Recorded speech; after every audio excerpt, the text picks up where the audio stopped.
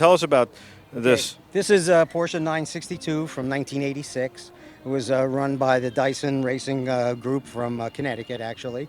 The car finished first at Road Atlanta and first at Road America.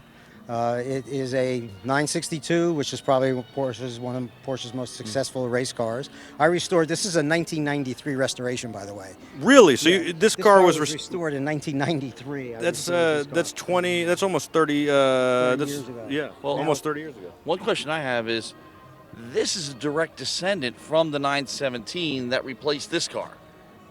Pretty much, yeah, pretty much. In Porsche actually stopped overall racing after the 917, which of course was very successful. Then in 1984, they came out with the 962. Right. The first one was driven by. I mean, at the Le Mans level, because the 917 then went over with Can-Am and steamrolled everybody. Right, Yeah. exactly. But this car is a successor to the 956, which was raced in Europe in the early 80s. Right. They wouldn't allow it to race in America, the 956, to race in America because the driver's feet were ahead of the front axle. Okay. So they lengthened the chassis this much. You're going to be here for this. Okay, so the 962 is a 956 with a lengthened chassis to move the driver's feet ahead of the front axle center line. Can we see the engine and the interior also here? I'll show you the interior. Take the engine cover off. It's going to take us a little bit of time, and I don't have a screwdriver. I hear you. Don't worry about it then. No, that's okay. This is wow. Look at that. Look at how that's all positioned towards the driver. By the way, getting some very nice comments on Twitch. I can't read who they're from because of the sun, but thank you so much.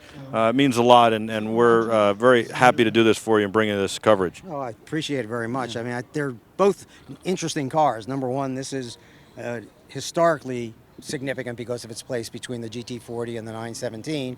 And of course, this is one of the 962s that was so successful in IMSA in the late 80s and early 90s. Carbon fiber on this car?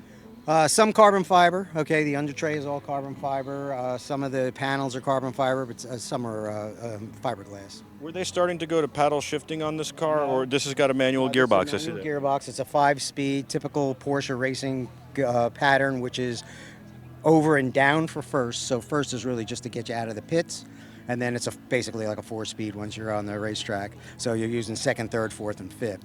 And depending on how you gear it, these cars have run 240 miles an hour.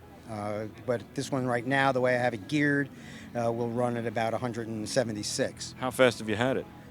We had it at we were at Laguna Seca last year, and I think we were at about 155, something like that. Unbelievable! That is plenty fast. That's very fast. Because this, of course, was driven by the Dyson Group. Now, I worked for Holbert back in the 80s, and one of the guys that drove for us when we won Daytona is Chip Robinson. His son is now racing, and he drove this for me out at Laguna Seca last year. So, I mean, there's, the father who raced 962s, the son who gets the opportunity to drive a car that his dad raced back in the 80s, which was really kind of cool. Yeah, that is pretty cool. Yeah, that's Price Cobbs. I don't know what, well, I'd show you the autographs on the other side. Yeah. What I do with the cars that I restore is I have drivers and manufacturers or whomever sign the panel, and then I make another panel, photocopy the original signatures, put it on the remanufactured panel, give the original panel to the owner of the car, so he always has that as a souvenir, yet it has the driver's names. This is Price Cobb's signature. I said to Price, Price, I could have done that. He said, no, it's a P-R and then C-O-B-B, One of the viewers said Royal Crown Cola RC. Yes! I haven't seen that in a while. Kind of hard to find, actually. Yeah. On the other side, I have the signatures of David Hobbs, who drove the car, and John Horsman, who was the designer, and Brian Redmond, who negotiated the deal for the last owner that had this car. Very nice. A Fox says you got to have big kahunas to drive one of these cars, especially at high speeds on the track. Actually, these are lovely cars to drive. I mean, if you... The nice thing about these cars, the faster you go, the better they stick, because this is a ground effects car. Right. Okay, this is obviously a non-ground effects car, so it's a little bit different. What's the value on something? You don't have to give me exact, but a value today on something like this? Probably close to somewhere between $2 and $3 million, I guess. Wow. Yeah. That's impressive.